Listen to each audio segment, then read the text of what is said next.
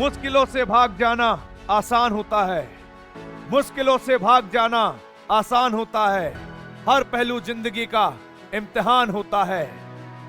डरने वालों को मिलता नहीं कुछ जिंदगी में, डरने वालों को मिलता नहीं कुछ जिंदगी में, लड़ने वालों के कदमों में ये सारा जहान होता है। याद रखिएगा, जितनी ज्यादा मेहनत आज आप करेंगे उतना ही बेहतरीन भविष्य आप बनाएंगे। तो मेहनत करते हुए कभी झुकने का नहीं। आज हम स्टार्ट करेंगे रफ्तार बैच के अंदर गैसेस स्टेट का लेक्चर नंबर 4। और आज के लेक्चर में आपको बता दूं क्या पढ़ाने वाला हूं। देखिए जरा क्या पढ़ाने वाला हूं। एक तो Dalton law of partial pressure, जो कि मैंने लास्ट वाली क्लास में पढ़ाया ही था, आप लोगों को समझाया था इक्वेशन के बारे में, लेकिन उसके ऊपर कोई क्वेश्चन आए ऐसा नहीं करवाया था। और मैंने आपको वादा भी किया था कि मैं आपको 4-5 क्वेश्चन इसके ऊपर नेक्स्ट वाले लेक्चर में कराऊंगा। और साथ ही साथ आज हम पढ़ेंगे काइनेटिक थ्योरी ऑफ गैसेस। जरा देखिए, स्टार्टिंग करता हूं मैं सबसे पहले Dalton law of partial pressure से। ध्यान रखनी है आपको दो इक्वेशन। पहली इक्वेशन क्या है, मान लीजिएगा आपको अगर किसी भी मिक्सचर के अंदर टोटल प्रेशर कैलकुलेट करना है, समझिएगा मैंने आपको लास्ट क्लास में बताया था, एक बार फिर से बता रहा हूं। अगर आपके पास कोई कंटेनर है और उसके अंदर कोई गैस है ए, बी और सी, लेकिन ऐसी गैस जो आपस में रिएक्शन नहीं करती होंगी, ये बात ध्यान रखनी है, ऐसी गैस जो आपस में रिएक्शन ना करती होंगी, तो जरा देखिए उसके लिए क्या करेंगे हम कि जो टोटल प्रेशर होगा, टोटल प्रेशर वो partial pressure of A plus partial pressure of B plus partial pressure of C. ये फॉर्मूला एक याद रखना है आपको, जो कि बहुत इंपॉर्टेंट है। ठीक है जी, आगे देखिए। और आपको क्या करना है, आप लोगों को लास्ट क्लास में मैंने टोटल प्रेशर और पार्शियल प्रेशर में एक रिलेशन बताया था, वो भी आपको याद रखना है। तो मैं आपको एक और बात बता देता हूं, relation between partial pressure of gas, partial pressure of gas, partial pressure of gas and हम कहेंगे टोटल प्रेशर। याद करिए बेटा जी, लास्ट वाली क्लास को मैं फिर से रिमाइंड करवा रहा हूं। क्या बताया था मैंने आपको कि किसी भी गैस का पार्शियल प्रेशर बराबर होगा उसके मोल फ्रैक्शन और इनटू में टोटल प्रेशर के मल्टीप्लाई के बराबर। इतनी बात बोली थी मैंने, इससे ज्यादा बात तो बोली ही नहीं कभी। ठीक है, सिर्फ इतनी बात बोली थी कि ये वाली इक्वेशन याद कर लीजिएगा और ये वाली इक्वेशन याद कर लीजिएगा, और आगे धरती पे कोई आदमी ऐसा नहीं होगा जो आपके क्वेश्चन को गलत कर पाए। जरा देखिए कैसे। मान लीजिएगा आप लोगों के पास एक मिक्सचर है, यहां पर कहा गया है सिंपली, सारी बात बोली गई है। A mixture of 1 mole of each hydrogen, helium and oxygen, each are enclosed in a cylinder of volume V at temperature T. If the partial pressure of H2 is 2 atm, the total pressure of the gas in the cylinder is। क्या पूछा गया जरा देखिए, बड़ा simple है। ठीक है भाई, मान लीजिएगा कि आपके पास एक कंटेनर है, उस कंटेनर के अंदर कौन कौन सी गैस होंगी बेटा जी, कौन कौन सी दी है, हाइड्रोजन दी है, हीलियम दी है और ऑक्सीजन दी है। और यह भी बोला है कि सबका एक एक मोल है, 1 मोल ईच ऑफ द गैसेस।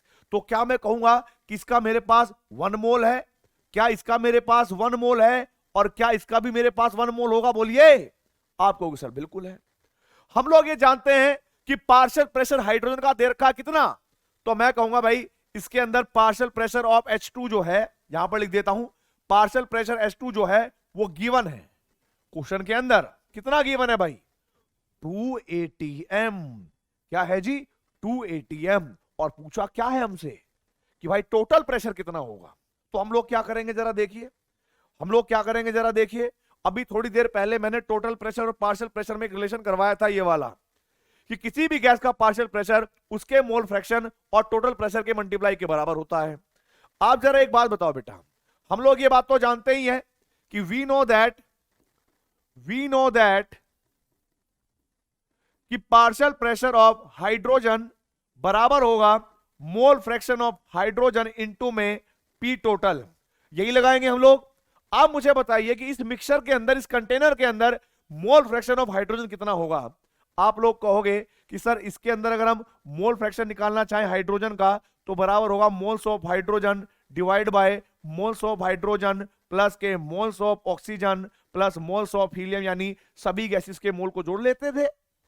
ऐसा मोल कॉन्सेप्ट में ये वाला टॉपिक मैंने पढ़ाया था और ये फॉर्मूला बताया होगा।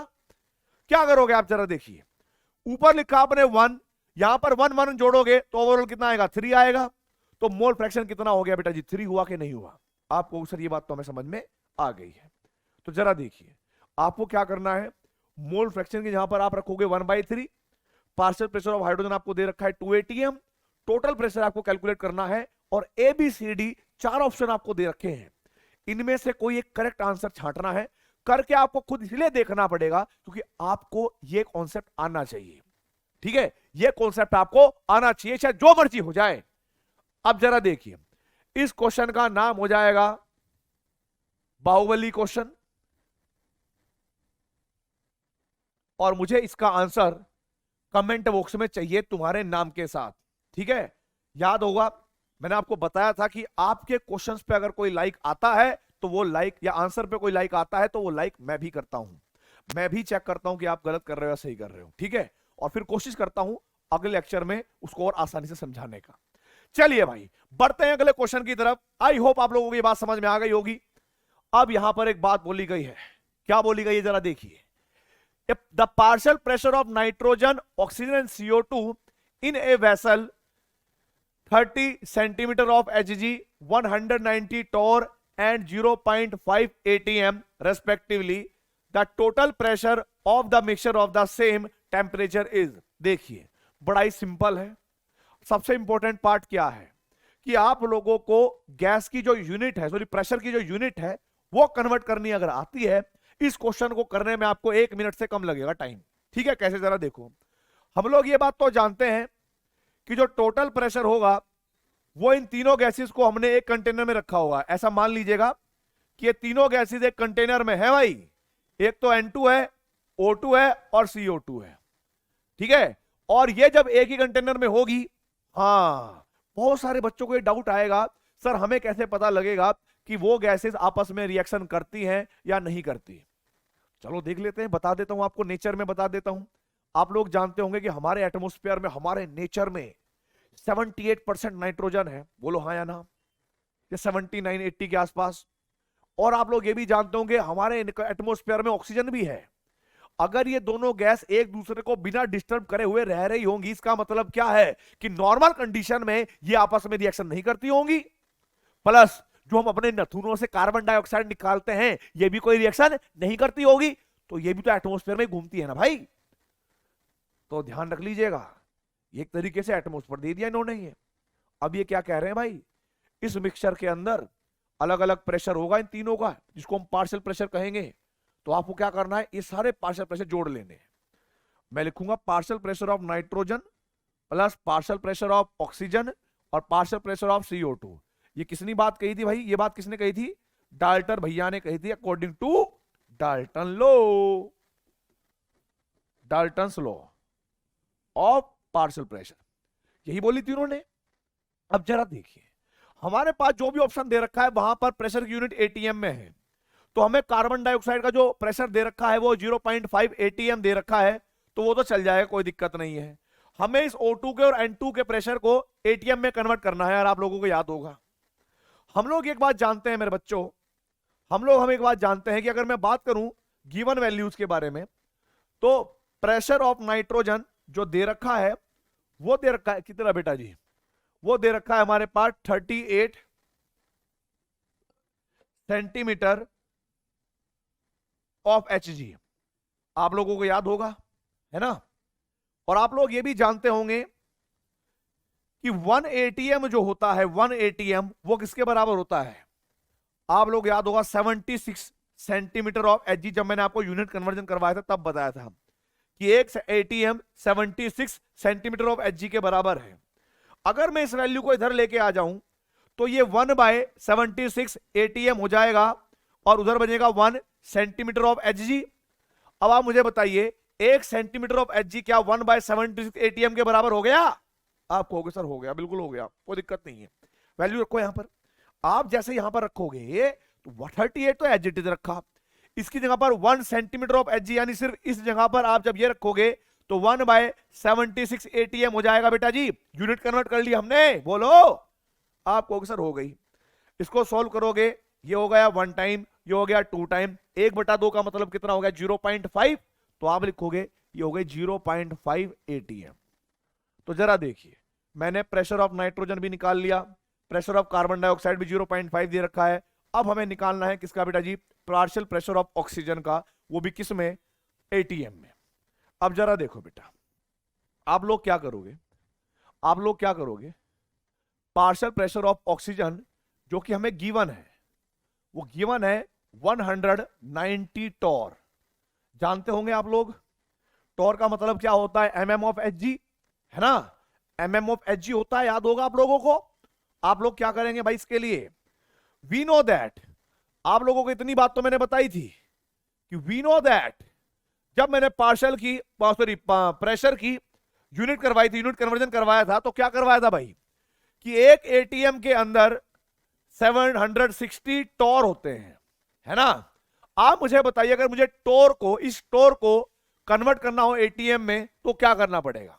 आप कहोगे सर इसको ऐसा कर लीजिए कि ये 760 इधर ले आओ क्रॉस मल्टीप्लाई करके, तो आप जैसे लाओगे 1/760, ये हो जाएगा ATM बराबर 1 टॉर के बराबर। हुआ कि नहीं हुआ भाई, आप कहोगे सर समझ में आ गया। अब जरा देखिए, अब जैसे मैं यहां पर वैल्यू पुट करूंगा तो 190 तो मैंने एज इट इज रखा, 1 टॉर की जगह पर रख दूंगा 1/760 ATM।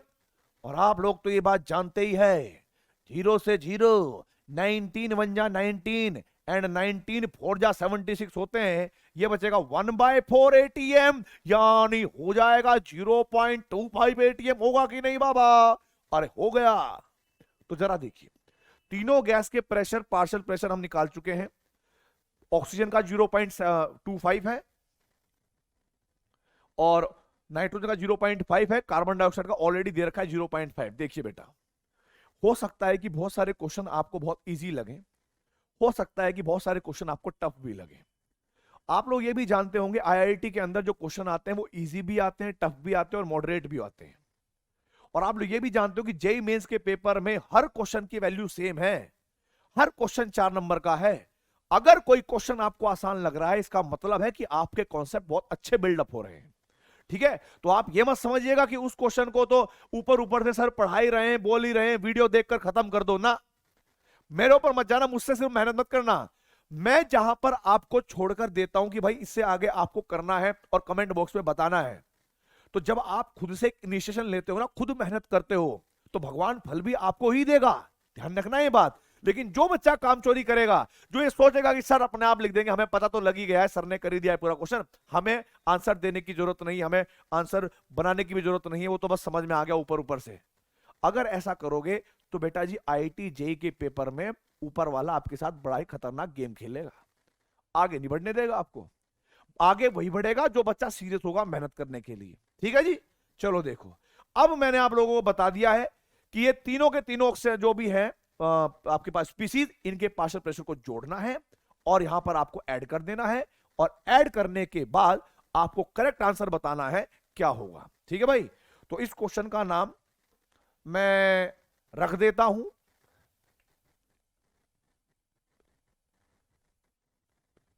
क्या रखें बताइए, बब्बर शेर रख देते, शेर रख देते, चलो भाई। इस क्वेश्चन का नाम है शेर, तो शेर का नाम आप जो है, शेर का आंसर आप यहां पर दे देंगे।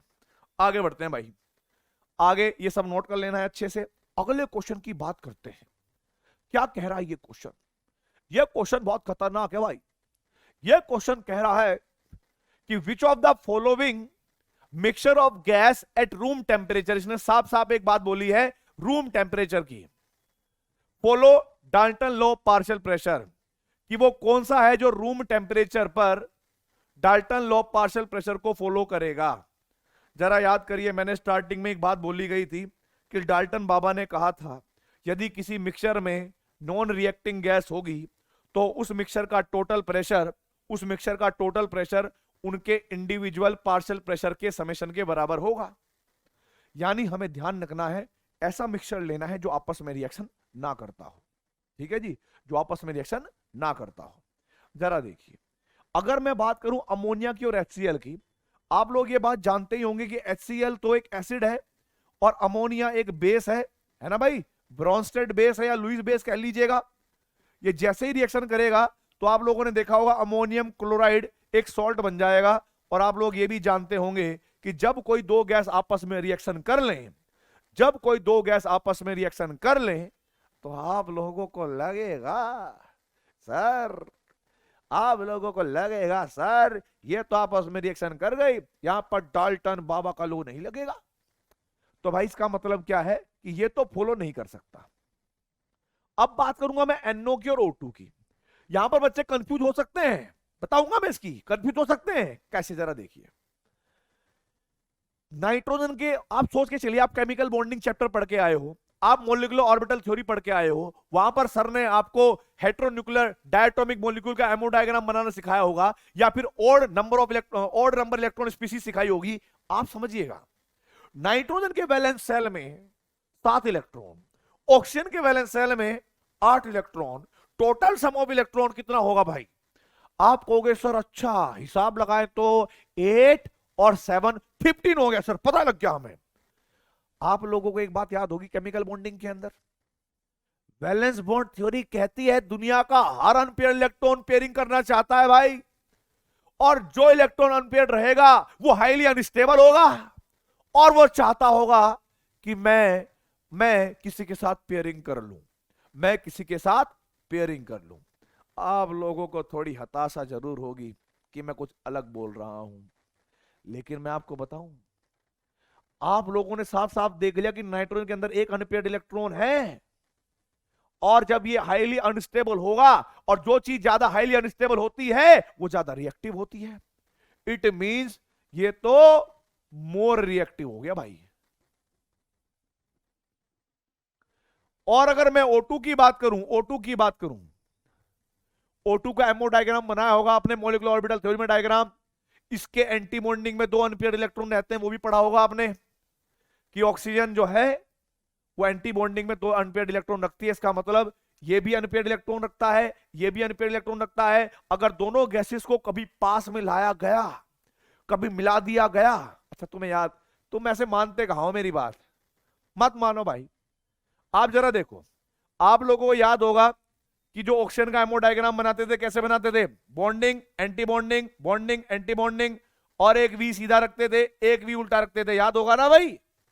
यहां पर आप क्या लिखते थे, 1s sigma, 1s sigma anti bonding, 2s sigma, यहां पर क्या लिखते थे 2s सिग्मा एंटी बॉन्डिंग, और यहां पर लिखते थे 2pz सिग्मा, इधर लिखते थे 2px पाई, इधर 2py पाई।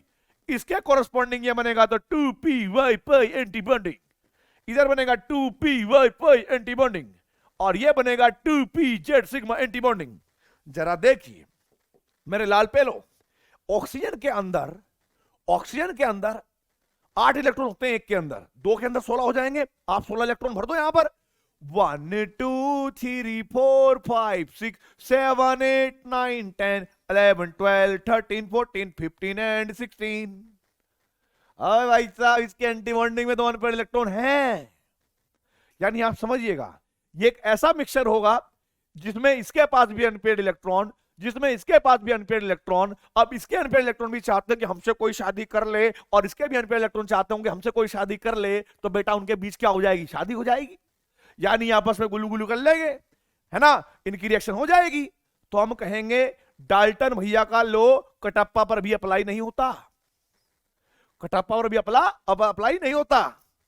हाइड्रोजन ऑक्सीजन के मिक्सचर की बात अगर करें हम, तो आप कहोगे सर हाइड्रोजन का जब आप एमओ डायग्राम बनाओगे ना, तो बॉन्डिंग एंटी बॉन्डिंग 2 ही तो इलेक्ट्रॉन है, दोनों पेयर हो जाएंगे नीचे 1s वाले में ही। बेचारे बड़े सुस्त, न्यूक्लियस के बहुत पास फर्स्ट s सबसेल या मान लीजिए ऑर्बिटल बिल्कुल नीचे, हाईली स्टेबल पेयर्ड भी है, यानी इसका तो मन बिल्कुल नहीं करेगा शादी करने का। बोलो यार, क्या इसका मन करेगा शादी करने का? आसानी से आप कहोगे नहीं सर, ऑक्सीजन चाहे कितना भी चाहता हो कि मुझसे कोई शादी करने वाला मिले, पर ये नहीं करेगा। पता है इसकी शादी कब होती है? आपको ये लग रहा होगा माइंड में कि सर ऐसा भी तो हो सकता है ना कि H2 और O2 को आपस में रिएक्शन करके वाटर भी तो बनाते हैं ना। अरे बेटा वो होता है, बनती है, लेकिन उसके लिए आपको अल्ट्रावायलेट रेज की प्रेजेंस चाहिए या बहुत हाई टेम्परेचर चाहिए होता है। आपको ने देखा होगा ना, कई बार जब दो लोगों की शादी होती है, एक शादी करने के लिए एकदम तड़प रहा है कि मैं शादी करूंगा, दूसरा क्या है कि मैं शादी करूंगी नहीं, मैं शादी नहीं करूंगी। और फिर क्या होता है, उसको धमकाया जाता है और पूरा एकदम भड़काया जाता है कि जिसके लिए सॉरी मतलब जिसके लिए तुम वेट कर रही हो वो नहीं आएगा, तुम इसे शादी कर लो। फिर और आग लगाई जाती है और घी डाला जाता है। मतलब जितना ज्यादा आप एनर्जी सप्लाई करोगे, सनलाइट वगैरह, अल्ट्रा ये हीट दोगे, तब जाके ये रिएक्शन होते। ऐसे नहीं होते हवा में कि नॉर्मल टेम्परेचर पे नॉर्मल कंडीशन में हाइड्रोजन देख रहे हो, ऑक्सीजन देख रहे हो, आपस में मिला लेंगे, नहीं, ऐसा नहीं होगा। ठीक है जी, तो ये बात ध्यान रखनी है बेटा कि आप लोगों के जो बी ऑप्शन होगा, बाहुबली, हाइड्रोजन और O2 आपस में नॉर्मल कंडीशन में रिएक्शन नहीं करेगी। और यदि ये आपस में रिएक्शन नहीं करती होंगी तो इसका मतलब हो गया कि पार्शियल प्रेशर इन पर अप्लाई हो जाएगा, तो आप बाहुबली को टिक करेंगे। और बाकी मैंने आपको बता दिया है कि वो पर टिक क्यों नहीं करना है। ठीक है जी, आगे बढ़ते हैं। Ten ten ten ten ten. अब नया क्वेश्चन आ गया है, क्या कह रहा है ये? अ बॉक्स ऑफ 1 लीटर है बेटा जी, ध्यान रखना, ये 1 लीटर है।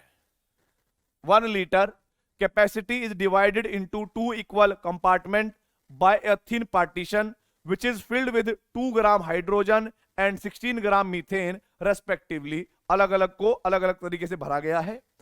इसने बोला है the pressure in each compartment is recorded as P, the total pressure when the partition is removed will be, क्या होगा? मान लीजिएगा, प्लीज समझ लीजिएगा मेरी बात, जो मैं आपको कहना चाहता हूं आज, मेरी बात समझ लीजिएगा प्लीज। क्या था जरा समझिएगा। मान लीजिएगा कि मेरे पास एक कंटेनर है जिसकी टोटल वॉल्यूम 1 लीटर है, और यदि मैं इसको इक्वल हाफ में डिवाइड कर दूं, एक तरफ कहा कि हाइड्रोजन थी और दूसरी तरफ कहा कि मैंने मीथेन थी। एक तरफ उसका जो वेट लिया था वो मैंने 2 ग्राम लिया था और मीथेन का वेट मैंने 16 ग्राम लिया था। आप लोग जानते होंगे हाइड्रोजन का मोलर मास कितना होता है बेटा जी, 2। और मोल अगर आप निकालना चाहो तो गिवन मास बाय मोलर मास से 2/2 करोगे तो 1 मोल आएगा, और इसका भी कितना आएगा बेटा जी, 1 मोल ही आएगा, क्योंकि आप लोग जानते होंगे कि मीथेन का मोलर मास भी 16 होता है, तो 16/16 बराबर 1 ही आएगा। कोई दिक्कत वाली बात नहीं है। अब जरा देखिए बेटा, मान लीजिएगा कि आपके पास इसके अंदर जो प्रेशर दे रखा था वो P था, जो वॉल्यूम जो दे रखी होगी वो 1/2 हो जाएगी, क्योंकि टोटल हमारे पास कितना था बेटा, 2 लीटर, तो ये भी क्या हो जाएगा 1/2। और बाकी सब कुछ सेम ही है, बाकी सब कुछ सेम ही था, टेम्परेचर वगैरह सब सेम था। अगर मैं इस इक्वेशन की मैं इस पार्टीशन को हटा दूं, अच्छा मोल भी, हाँ मोल तो हमें पता ही है। अगर मैं इस पार्टीशन को हटा दूं तो मैंने क्या काम करा, इसको इस तरीके से कन्वर्ट कर लिया भाई कि अब मेरे पास ये स्पीसीज बन चुकी है, आप जरा देखिए बेटा, आप लोगों को मैं एक बात कहना चाहूंगा, अब यहां पर हाइड्रोजन और O2 दोनों एग्जिस्ट करते हैं, सेम 2 से दोनों एग्जिस्ट करते हैं। आपको पता है कि इसका 1 मोल होगा, इसका भी 1 मोल होगा, इसका जो वॉल्यूम होगा वो कितना हो जाएगा, टोटल 1 लीटर, दोनों के लिए बिल्कुल सेम होगा, और टेम्परेचर जो रहा होगा वो बिल्कुल सेम रहा होगा। अगर मैं इसकी बात करूं कि भाई इसमें जो टोटल मोल्स होंगे वो किसके बराबर होंगे, total pressure, PV equals to NRT लगाऊं तो PV equals to N total RT, यही लगाऊंगा, बोलो यार आपको सर बिल्कुल यही लगना चाहिए। और आप लोग क्या करोगे, पी टोटल बराबर हो जाएगा N total RT by V total, जो भी टोटल वॉल्यूम थी। अब टोटल मोल हमारे पास कितने हो जाएंगे बेटा जी, 2। तो यहां पर आप क्या रखोगे बेटा जी, बोलो, आप यहां पर रख दोगे 2 RT, और वॉल्यूम हमारे पास कितनी हो जाएगी, 1 लीटर। तो हमारे पास जो टोटल प्रेशर है वो किसके बराबर आया, 2 RT के बराबर आया कि नहीं आया, आपको सर बिल्कुल सही। अगर मैं इसके इंडिविजुअली प्रेशर की बात करूं तो यहां पर जब मैं प्रेशर का अप्लाई फॉर्मूला करूंगा सिर्फ हाइड्रोजन के लिए, तो फॉर्मूला क्या होगा बेटा जी, 4 हाइड्रोजन।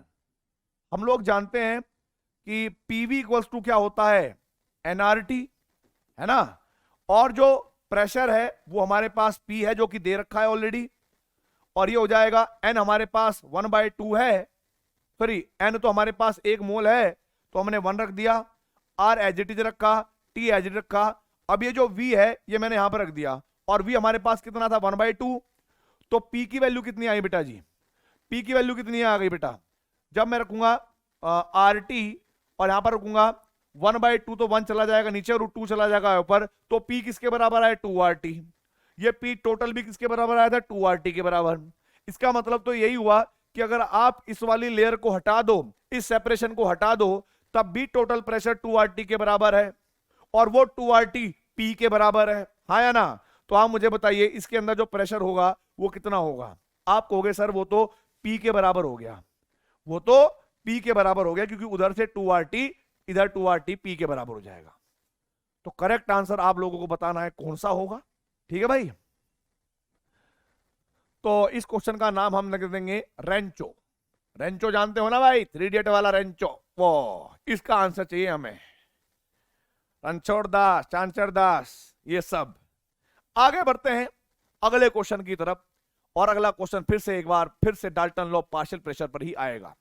क्या है जरा देखिए, इसमें कहा गया है the mass of pure gas to be mix with 70 gram of pure carbon monoxide so that the partial pressure of CO is equal to the partial pressure of CH4। और आप लोगों को मास कैलकुलेट करना है। इसने कहा कि हमारे पास एक मिक्सचर है, सोचना मेरे बात बच्चों एक बात, कि हमारे पास एक मिक्सचर है जिसमें कार्बन मोनोऑक्साइड थी और CH4 दो गैस थी। आप लोग जानते ही हैं कि दोनों आपस में रिएक्शन तो करेगी नहीं, तो यहां पर डाल्टन लॉ पार्शियल प्रेशर लग भी जाएगा। ऊपर से उसने एक बात और बोली है कि दोनों का पार्शियल प्रेशर क्या हो गया, सेम। आप मुझे बताइए क्या मैं ये कह सकता हूं कि पार्शियल प्रेशर ऑफ CH4 बराबर होगा पार्शियल प्रेशर ऑफ CO? ये तो इन्होंने दिया ही है, और हम लोग चूंकि एक फॉर्मूला जानते हैं कि पार्शियल प्रेशर ऑफ किसी भी गैस का होता है mole fraction of A into में P टोटल, ना बेटा, हाँ या ना। तो क्या मैं यहां पर लिख सकता हूं इधर कि mole fraction of CH4 into में P टोटल, और इधर लिख सकता हूं mole fraction of carbon monoxide into में P टोटल। इसकी जगह पर मैंने ये पुट कर दिया। अब आप ये बात जानते ही हो मेरे बच्चों कि भाई P टोटल से P टोटल कैंसिल आउट हो जाएगा। मोल फ्रैक्शन ऑफ मीथेन को कैसे लिखें हम, मोल फ्रैक्शन ऑफ मीथेन को हम लिखेंगे moles of CH4 divide by moles of CH4, यानी टोटल मोल प्लस के मोल्स ऑफ कार्बन मोनोऑक्साइड ना। टोटल मोल को नीचे लिखते थे हम लोग, और यहां पर क्या लिखेंगे मोल्स ऑफ कार्बन मोनोऑक्साइड हो जाएगा moles of carbon monoxide plus के मोल्स ऑफ मीथेन। अब आप लोग जानते ही होंगे, आपका मैथमेटिक्स खतरनाक है ये, वो मुझे पता ही है। तो आप क्या करोगे, ये वैल्यू को कैंसिल आउट कर दोगे, क्योंकि दोनों साइड में सेम है। हम कहेंगे मोल ऑफ CH4 बराबर थे मोल ऑफ CO, हाँ या ना। आप लोगों को पता है एक फॉर्मूला, क्या फॉर्मूला पता है भाई, कि मोल का फॉर्मूला होता है given mass of methane CH4 by molar mass of CH4 बराबर हो जाएगा given mass of carbon monoxide और molar mass of carbon monoxide. अब जरा देखिए, यहां तक मैंने ये ट्रिक बिल्कुल समझा दी है, क्वेश्चन को मैं खींचकर यहां तक ले आया हूं। अब आपको क्या करना है, कार्बन मोनोऑक्साइड का वेट दे रखा है 70 ग्राम। कार्बन मोनोऑक्साइड का जो मोलर मास है वो आप कैलकुलेट कर लोगे, ठीक है, और मीथेन का भी मोलर मास आप कैलकुलेट कर लोगे। इस इक्वेशन में आपको रखने हैं, रखने के बाद ABCD जो भी ऑप्शन होगा विद आंसर के साथ मुझे कमेंट बॉक्स में लगा देना, ठीक है भाई। तो इस क्वेश्चन का नाम हमने रखा है जी देवसेना। तो देवसेना वाला क्वेश्चन का आंसर चाहिए हमें, हाँ। बात समझ में आई कि नहीं? आप कहोगे सर थोड़ी थोड़ी समझ में आ रही है, बाकी आपकी बातों को इतना हम ध्यान में रखते नहीं है, लेकिन कोई बात नहीं बेटा, अभी कर लो तुम, बाद में जब पीटूंगा ना तुम्हें तब देखना तुम। अब जरा देखिए भाई, यहां पर खतरनाक बात बोली गई है, लेकिन डरने की जरूरत नहीं है। ये क्वेश्चन डरावने लगते हैं सिर्फ देखने पर कि 3 लाइन का क्वेश्चन इतना बड़ा। अभी तुम खुद देखो, ये सारे क्वेश्चन देखने पर लगते हैं डरावने बड़े बड़े से, लेकिन होते नहीं है, बड़ा सिंपल सा होता है, बस 2 इक्वेशन का कमाल खत्म। कैसे जरा देखिए, बोला गया है sample of air containing only nitrogen O2 and H2O, कि एक मिक्सचर था जिसमें नाइट्रोजन एंड ऑक्सीजन 2 गैस थी, और उसमें पानी भी था, पानी की जो है भाप भी थी, नमी भी थी। It is saturated with water vapour and pressure is 640 Tor.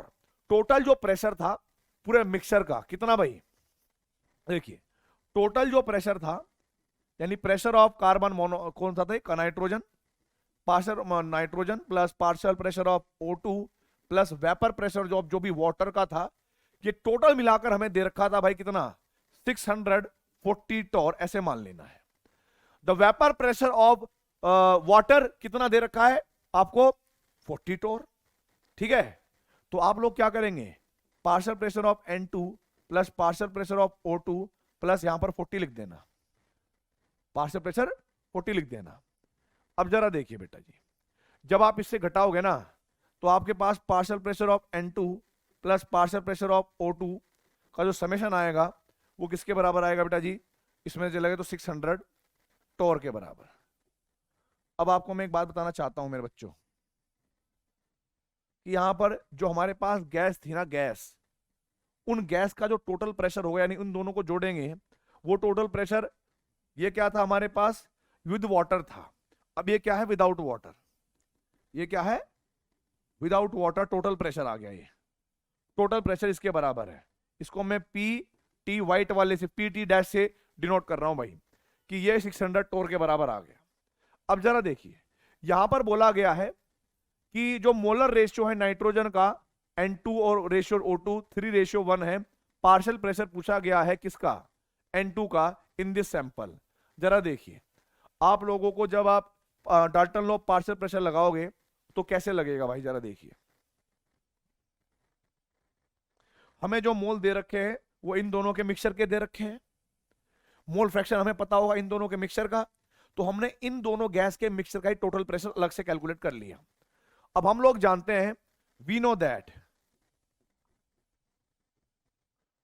That कि पार्शियल प्रेशर ऑफ नाइट्रोजन बराबर होगा mole fraction of nitrogen into में P टोटल डैश, यानी सिर्फ इन दोनों गैस के मिक्सचर का टोटल प्रेशर। अब ये वैल्यू तो आपको पता है कि भाई 600 टोर के बराबर है, बोलो हाँ या ना। और ये आपको निकालना है पार्शियल प्रेशर ऑफ नाइट्रोजन, आपको सिर्फ निकालना है मोल फ्रैक्शन ऑफ N2। आप खुद सोचिए, जब हमें मोल का रेशियो दे रखा है नाइट्रोजन का और O2 का 3:1, तो क्या हम मोल ऑफ नाइट्रोजन को मान सकते हैं 3x और मोल ऑफ O2 को हम मान सकते हैं 1x, इस रेशियो में मान लेते हैं। अब जब आप मोल फ्रैक्शन निकालोगे ना बेटा नाइट्रोजन का, तो आपके पास आएगा मोल फ्रैक्शन ऑफ नाइट्रोजन बराबर होगा moles of nitrogen divide by moles of nitrogen plus के मोल्स ऑफ ऑक्सीजन। और आप लोगों को लिखना पड़ेगा ऊपर 3x और नीचे लिखोगे 3x प्लस 1x, जोड़कर आएगा x कैंसिल आउट हो जाएगा 3/4।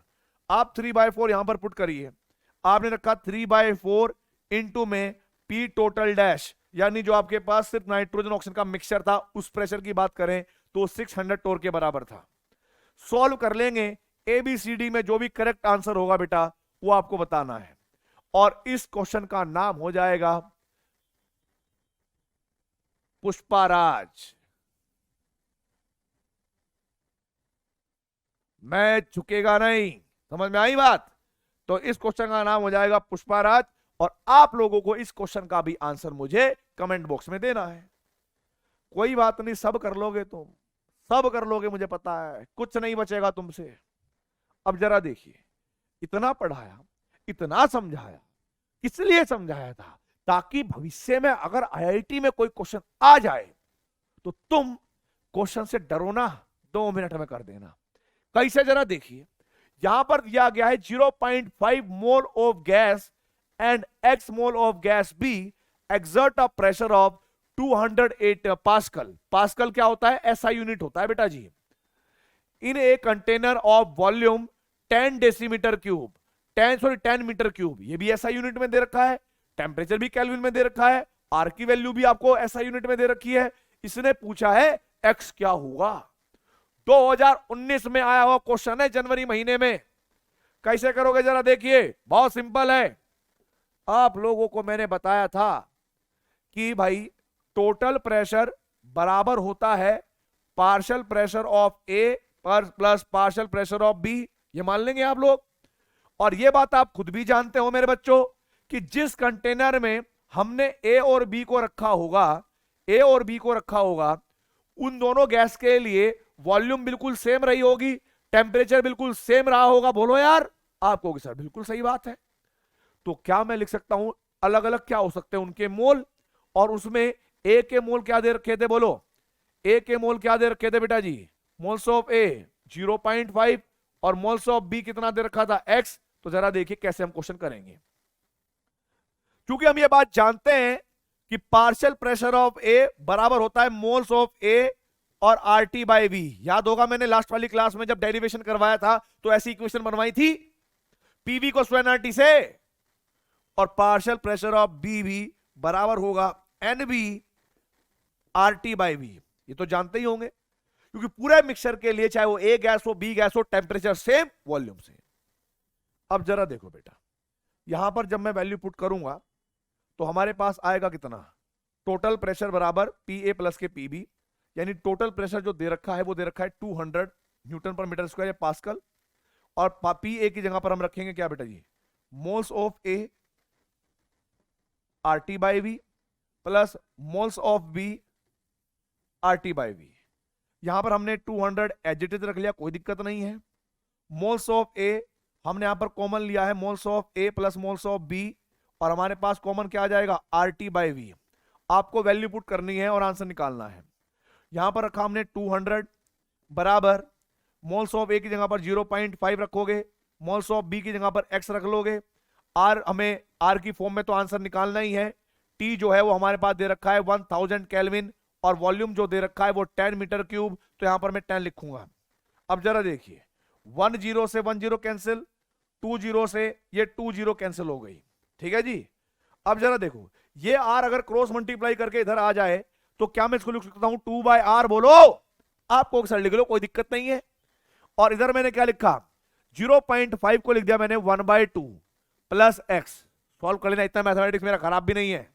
1/2 प्लस एक्स। अब जरा देखिए ये 1/2 अगर इधर आ जाए तो क्या होगा, ये 1/2 अगर इधर आ जाए तो क्या होगा, आप कहोगे सर 2 बाय आर माइनस के 1/2 बराबर एक्स के बराबर है, और हमें एक्स की वैल्यू निकालनी भी है।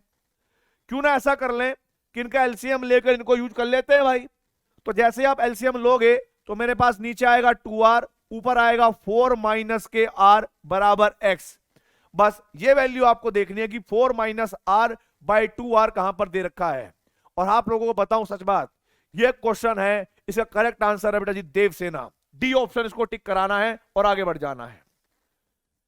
तो मेरे हिसाब से यहां तक आप लोगों को कोई प्रॉब्लम नहीं आई होगी Dalton law of partial pressure समझने में, Dalton law of partial pressure के क्वेश्चन करने में, डाल्टन लॉ को और पार्शियल प्रेशर को अप्लाई करने में कि कौन कौन सी गैस के ऊपर अप्लाई किया जाता है। ऐसी गैस जो आपस में रिएक्शन नहीं करती है, और जो आपस में रिएक्शन कर जाएं उनके लिए Dalton law of partial pressure किसी काम का नहीं है। देखिए अगर आपने इतनी सी बात भी याद रख ली, ये सारे क्वेश्चन भी करके देख लिए, तो बेटा जेईई मेंस के क्वेश्चन हिल जाएंगे, देख लेना आप, ठीक है। और हमने हिलाए भी हैं। चलिए आगे बढ़ते हैं। आगे है हमारे पास एक नई थ्योरी जिसका नाम है काइनेटिक थ्योरी ऑफ गैसेस। अब मैं आपको एक कहानी बताता हूं बेटा। काइनेटिक थ्योरी ऑफ गैसेस के ऊपर जो जो क्वेश्चन आएंगे, जैसे जैसे क्वेश्चन आते हैं आईआईटी जेईई के अंदर, वैसे वैसे मैं सब बताऊंगा। वैसे तो काइनेटिक थ्योरी ऑफ गैस एक बड़ा ही यूनिट होता है, बड़ा ही चैप्टर होता है जो आप फिजिक्स में पढ़ते हो, बट केमिस्ट्री में जितना मैं पढ़ाऊंगा उसके बाहर कोई क्वेश्चन नहीं आएगा, ये मेरी गारंटी है, ठीक है जी। और ये आप पिछले पीवाईक्यू भी चेक कर सकते हो, मैं उसकी भी बात करता हूं, क्लियर बात करता हूं। देखिए क्या है, इस थ्योरी के कुछ पोस्टुलेट्स हैं, कुछ पॉइंट्स हैं जो आपको अपने अंदर उतारने हैं, उनको याद रखना है, रटना नहीं है, ध्यान रखना, फील करके समझना है और याद रखना है। और दूसरी चीज आप ये भी याद रखेंगे कि इसमें क्वेश्चन ऐसे आते हैं कि 4 ऑप्शन आपको दे रखे होते हैं, उनमें से वो कहेगा कि बताइए दिए गए 4 ऑप्शन में से कौन सा इनकरेक्ट स्टेटमेंट है about the kinetic theory of gases. तो आपको करेक्ट वाले याद रखने पड़ेंगे। जरा देखिए पहला क्या है, समझिएगा क्या है, छोड़ो इसको, समझिएगा क्या है। पहला तो ये है कि भाई साहब जितनी भी गैस होती है, दुनिया की जितनी भी गैस होती है, चाहे वो आइडियल गैस हो, कुछ भी गैस हो, वो छोटे छोटे छोटे छोटे छोटे छोटे छोटे छोटे छोटे पार्टिकल से मिलकर बनी है। ये बात समझनी है। और उन पार्टिकल, वो जो पार्टिकल होते हैं किसी एक पर्टिकुलर गैस के, वो सारे आइडेंटिकल होते हैं। आइडेंटिकल का मतलब एक समान होते हैं, मतलब उनका मास, उनका वॉल्यूम, उनका सरफेस एरिया, उनका डेंसिटी सब सेम होता है। ये बात ध्यान रखनी है। पहला पॉइंट मैंने क्या बोला आपको, दुनिया की कोई भी गैस हो, चाहे आइडियल गैस हो चाहे रियल गैस हो, ठीक है भाई, उनके जो पार्टिकल होंगे वो सारे के सारे आइडेंटिकल होंगे। आइडेंटिकल का मतलब उनका मास, उनकी वॉल्यूम, उनका सरफेस एरिया, उनकी डेंसिटी एटसेट्रा सब सेम होंगी। पहला पॉइंट आपको याद हो गया होगा। All the gases consist of very small molecules or atoms whose volumes is negligible compared to the volume of the container। मतलब बहुत छोटे होते हैं, ये बात ध्यान रखनी है।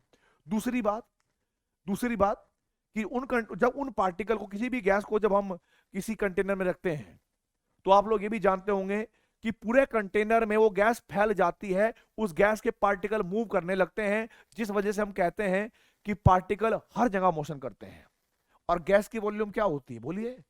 गैस की वॉल्यूम होती है कि जिस स्पेस में या जिस एरिया में वो मोशन कर सकते हो। ठीक है जी, तो ये बात पहला पोस्टुलेट है जो आपको क्लियर करना है। आपको मैंने एक और बात बोली थी आइडियल गैस के लिए, अगर आपको याद होगा तो, आइडियल गैस को कभी भी लिक्विफाई नहीं किया जा सकता, चाहे प्रेशर जो भी हो, टेम्परेचर जो भी हो, ना कभी लिक्विफाई किया जा सकता। इसका मतलब क्या हुआ था, मैंने एक स्टेटमेंट भी लिखवाई थी आइडियल गैस के लिए कि भाई दुनिया की आइडियल गैस जो भी है, ठीक है, चाहे वो आपके नोटबुक में ही में होती भी ना हो, लेकिन जो भी आइडियल गैस है, उन पार्टिकल के बीच में कभी भी फोर्स ऑफ अट्रैक्शन या फोर्स ऑफ रिपल्शन नहीं ऑपरेट हो सकता आइडियल गैस के लिए। तो यहां पर स्टेटमेंट नंबर 2 देखिए, there is no interaction between gases particles, the interaction may principle affected under certain condition of the temperature and pressure. ए भाई रुक जाओ, इसकी बात समझिएगा क्या कहना चाहता है ये। ओहो, ये कह रहा है कि ये जो इंटरेक्शन है कभी कभी हो सकते हैं, लेकिन ये आइडियल गैस के केस में कभी नहीं होंगे। ध्यान रखना है आपको, आइडियल गैस के केस में कभी नहीं होंगे। ये अगर हुए तो रियल गैस के केस में होंगे, और रियल गैस क्योंकि हम आगे पढ़ेंगे तो आपको समझ में आ जाएगा। ठीक है भाई, जरा देखिए, तो दूसरा पोस्टुलेट हमें ऐसे याद रखना है कि दुनिया की कोई भी आइडियल गैस हो, उनके बीच में फोर्स ऑफ अट्रैक्शन या फोर्स ऑफ रिपल्शन या किसी भी तरह का कोई इंटरेक्शन नहीं लगता, और यदि लगता होगा तो वो गैस आइडियल नहीं, वो रियल गैस होगी। ठीक है जी, चलिए थर्ड कंडीशन क्या कहता है, the gas molecules are under a state of continuous motion which is affected by gravity, which is unaffected by gravity, the random straight line motion is known as Brownian motion। वो तो मैं बताऊंगा कैसे होती है, जरा देखिए।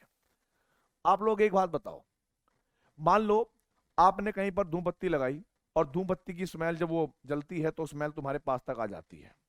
इसका मतलब ये होता होगा कि जो छोटे छोटे पार्टिकल होते होंगे गैस के, वो फ्लो करते होंगे, मोशन करते होंगे, है ना। तो मैं आपको एक बात बताना चाहता हूं, कोई भी गैस जो होती है ना, कोई भी गैस का जो छोटा सा पार्टिकल होता है वो मोशन करता है, और हो सकता है कि इधर गैस का दूसरा पार्टिकल मोशन कर रहा हो, और मोशन करते करते ये पहले तो स्ट्रेट लाइन में चलते हैं, पहले क्या करते हैं, ये स्ट्रेट लाइन में चलते हैं, लेकिन जब ये कोलिजन करते हैं तो कोलिजन से हो सकता है कि इनका पाथ चेंज हो जाए। तो कभी ये पार्टिकल ऐसे, कभी पार्टिकल ऐसे, यहां से टकराया किसी से तो ऐसे भाग गया, वहां टकराया किसी से इधर भाग गया। तो इस तरह की जो मोशन होती है इसको कहते हैं हम जिग जैक मोशन, और इस मोशन को हम ब्राउनियन मोशन भी कहते हैं। तो जरा देखिए, क्या आपको थर्ड पोस्टुलेट समझ में आया कि भाई जो गैस के पार्टिकल होते हैं वो फ्लो करते हैं, वो रैंडम मोशन करते हैं, स्ट्रेट लाइन में चलते रहते हैं, फिर कोलिजन करते हैं और फिर अपना पाथ चेंज कर लेते हैं, जिस मोशन को हम क्या कहते हैं, बोलिए, जिसको हम क्या कहते हैं, ब्राउनियन मोशन।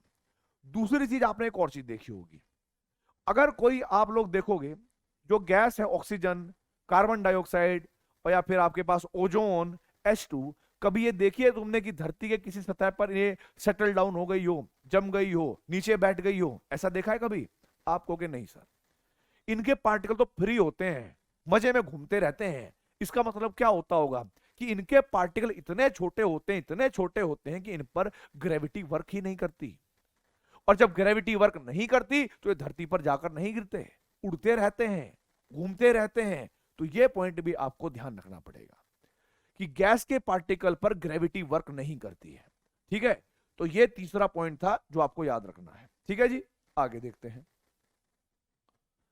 आप लोगों को यहां पर दिया गया है डी ऑप्शन में, यानी डी स्टेटमेंट में, due to continuous motion collision between gases molecules with the wall of container occurs. ये बात तो आप जानते ही होंगे, ये मैंने बात बहुत बार बताई है कि जब गैस के पार्टिकल आपस में टकराते रहते हैं तो वो गैस के जो आपके पास कंटेनर है उसकी वॉल से भी टकराएंगे, और जब उससे वो कंटेनर टकराएंगे, the collision with the wall of container are responsible for the pressure exerted by the gas on the sole of container. ये वॉल था, ठीक है भाई, on the wall of container. कुछ अलग बात बताई, बताओ इन्होंने कुछ अलग बात बताई, ये तो आप जानते ही हैं, आपको ये बात पता ही है कि किसी गैस सिलेंडर में अगर गैस रखी हुई है तो उसके पार्टिकल रैंडम मोशन करते रहते हैं, एक दूसरे से कोलिजन करते रहते हैं, और कोलिजन करेंगे तो हो सकता है कि वो कंटेनर की वॉल से भी टकराएं। और हम लोग ये बात जानते हैं कि गैस के पार्टिकल का कोई ना कोई एक मास होता है, वो मूवमेंट करेगा तो उसका कोई ना कोई एक्सेलरेशन भी होगा, वो फोर्स भी लगाएगा, और गैस का कंटेनर का जो सरफेस एरिया है, जो वॉल का एरिया है, वो कांस्टेंट है, और कांस्टेंट एरिया पर लगने वाले फोर्स को हम प्रेशर कहते हैं, वही रिस्पॉन्सिबल है कोलिजन। बात समझ में आ गई? ई पॉइंट देखिए, the molecules moves with different velocity. ये बात बिल्कुल सही बात है कि जो मॉलिक्यूल होता है, एक मॉलिक्यूल की बात करें, एक एक मॉलिक्यूल की अलग अलग की बात करें, एक एक मॉलिक्यूल की अलग अलग बात करें तो उनकी वेलोसिटी अलग अलग अलग अलग हो सकती है, बट पूरी गैस का जो एवरेज वेलोसिटी होता है वो हमेशा कांस्टेंट होता है। ये बात ध्यान रखना है। सपोज करो ऐसे हुआ कि ये एक पार्टिकल है, ये एक पार्टिकल है, इसकी एनर्जी 10 जूल, इसकी एनर्जी 10 जूल, और अब टोटल एनर्जी इनकी मिला के कितनी हो जाएगी, बोलो एवरेज एनर्जी कितनी हो जाएगी? अगर इसके पास भी 10 है, उसके पास भी 10 है, तो आप कहोगे सर 20 जूल, और एवरेज कितना आ जाएगा 10 जूल का। मान लो ये आ रहे टकराए, टकराने के बाद इसकी स्पीड स्लो हो गई, ये वैसे ही रह गया, और ये एकदम बहुत तेजी से भाग गया। तो ऐसा हो सकता है कि जब ये टकराएंगे, टकराने के बाद इसकी एनर्जी 5 जूल हो जाए, और जो इसकी कम हो गई होगी वो एनर्जी इसमें आ जाए, जिससे इसकी स्पीड बढ़ गई होगी। लेकिन एक की एनर्जी हो गई 15, एक की हो गई 5, अभी भी तो समेशन 20 ही रहा, एवरेज तो अभी भी 10 ही रहा कि नहीं रहा। याद रखिएगा ये बात, किसी गैसियस मिक्सचर में अलग अलग पार्टिकल की वेलोसिटी अलग अलग हो सकती है, पर एवरेज वेलोसिटी जो होती है वो कांस्टेंट होती है, वो एवरेज वेलोसिटी सबकी बराबर मानी जाती है। ठीक है जी, ये बात ध्यान रखनी है। और एक बात और ध्यान रखना है, जब कोलिजन होते हैं ना, जब ये कोलिजन होते हैं तो इसमें एनर्जी का कोई भी पार्ट बाहर वेस्ट नहीं होता। जैसे मान लो इसके पास 10 थी, इसने 5 जूल एनर्जी का लॉस करा, तो 5 जूल एनर्जी सराउंडिंग में नहीं जाएगी, दूसरे पार्टिकल में चली गई, कंप्लीट ट्रांसफर हो गया। और आप लोग जानते होंगे ऐसे कोलिजन जिनमें एनर्जी का लॉस नहीं होता उनको हम इलास्टिक कोलिजन कहते हैं, परफेक्टली इलास्टिक कोलिजन। बात समझ में आई? आ गई होगी तो बहुत बढ़िया बात है, नहीं आ गई हो तो कुछ नहीं कर सकता मैं, करनी पड़ेगी तुम्हें। आगे देखिए, अब इसने एक और बात बोली है, द एवरेज काइनेटिक एनर्जी। देखो मैंने आपको एक बात बताई थी, एवरेज काइनेटिक एनर्जी पहले क्या थी, कांस्टेंट। अगर मैं एक काम करूं, पूरे गैसेस मिक्सचर के हर एक पार्टिकल का टेम्परेचर बढ़ा दूं, हर एक के पार्टिकल की जब टेम्परेचर बढ़ेगा तो हर एक पार्टिकल का वेलोसिटी भी बढ़ेगा, और हर एक पार्टिकल का वेलोसिटी बढ़ेगा तो उनका एक्सेलरेशन भी बढ़ेगा, मतलब एनर्जी भी बढ़ेगी ओवरऑल। तो आप कहोगे सर बात तो सही कह रहे हो, अगर सबकी वेलोसिटी भी बढ़ेगी टेम्परेचर बढ़ाने पर तो काइनेटिक एनर्जी भी बढ़ेगी। तो ध्यान रखना है, जो एवरेज काइनेटिक एनर्जी होती है वो सिर्फ और सिर्फ टेम्परेचर पर डायरेक्टली प्रोपोर्शनल होती है, उसके बढ़ने पर ही बढ़ती है। और जहां पर मैं आप लोगों को बताना चाहूंगा कि एक रिलेशन भी होता है, एक रिलेशन भी होता है कि काइनेटिक एनर्जी, जो एवरेज काइनेटिक एनर्जी है वो बराबर होती है 3/2, इसको लिखते हैं बोल्ट्जमैन कांस्टेंट इनटू में एब्सोल्यूट टेम्परेचर। बोल्ट्जमैन कांस्टेंट की जो वैल्यू होती है Kb, वो बराबर होती है 1.38 इंटू में 10 की पावर -23। ठीक है, ऐसे ये वैल्यू हो जाएगी -23। सॉल्व कर लेंगे इसको भाई आसानी से। लेकिन इसको छोड़ो, बोल्ट्जमैन कांस्टेंट को छोड़ो, आप देखिए कि ये तो ओवरऑल एक कांस्टेंट हो गया ना भाई, ये क्या हो गया, ओवरऑल एक कांस्टेंट हो गया। तो काइनेटिक एनर्जी किस पर डिपेंड कर रही होगी, एब्सोल्यूट टेम्परेचर पे। जितना ज्यादा आप टेम्परेचर बढ़ाओगे आपकी काइनेटिक एनर्जी भी उतनी ज्यादा बढ़ेगी। देखिए बेटा, ये कुछ पॉइंट्स हैं, कुछ स्टेटमेंट हैं जो बहुत इंपॉर्टेंट है, बहुत इंपॉर्टेंट है, बहुत इंपॉर्टेंट है, चाहे वो फिजिक्स के पॉइंट ऑफ व्यू से हो, चाहे वो आपके केमिस्ट्री के पॉइंट ऑफ व्यू से हो। ये इंपॉर्टेंट है, इसीलिए ये सारे पॉइंट मैं ये नहीं कह रहा हूं कि आप रट लो, सीखो इनको, समझो इनको। क्या बोला मैंने स्टार्टिंग में कि भाई गैस जो है वो छोटे छोटे छोटे छोटे एक्सट्रीमली स्मॉल पार्टिकल से मिलकर बनी होती है। बात सारे पार्टिकल आइडेंटिकल होते हैं, यानी उनका मास, उनकी वॉल्यूम, उनका सरफेस एरिया, उनकी डेंसिटी सब सेम होती है। और वो इतने छोटे होते हैं कि पूरे कंटेनर के कंपेयर में उनकी वैल्यू, जो उनकी जो वॉल्यूम है वो नेग्लिजिबल है। यानी ओवरऑल गैस का जो वॉल्यूम होता है वो हमारे पास कंटेनर की वॉल्यूम के बराबर ही होता है। ये बात ध्यान रखनी है। दूसरा पार्ट मैंने क्या बताया था कि दुनिया की कोई भी आइडियल गैस हो या उसका आइडियल बिहेवियर हो तो उसके अंदर अट्रैक्शन ना कोई रिपल्शन लगता है, ना ही कोई अट्रैक्शन और ना ही कोई रिपल्शन लगता है। लेकिन रियल गैस के अंदर ऐसा हो सकता है, कब? जब आपके पास टेम्परेचर लो हो और प्रेशर हाई हो। कोई बात नहीं।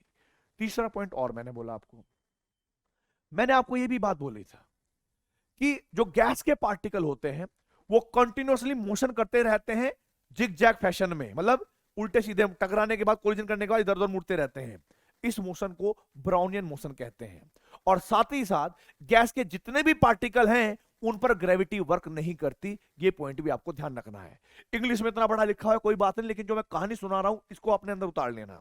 आगे देखिए, फिर मैंने आपको बताया कि ये पार्टिकल आपस में कोलिजन करते हैं, कंटेनर की वॉल के साथ कोलिजन करते हैं, और इन्हीं की वजह से कंटेनर की वॉल पर एक फोर्स लगता है। और हम ये बात जानते हैं कि कंटेनर की वॉल का जो एरिया होता है वो कांस्टेंट होता है, और एक कांस्टेंट एरिया पर लगने वाले फोर्स को ही हम प्रेशर कहते हैं। बार बार रिपीट करवा रहा हूं, याद कर लेना इसको अच्छे से, ठीक है? उसको प्रेशर कहते हैं। यानी गैस का जो प्रेशर है वो कोलिजन के रिस्पॉन्सिबल ही होता है। फिर मैंने आपको यह भी बताया था कि गैस के में जब गैस पार्टिकल आपस में कोलिजन करते हैं तो वहां पर एनर्जी का ना कोई लॉस होता है ना कोई गेन होता है। सारे के सारे कोलिजन परफेक्टली इलास्टिक होते हैं।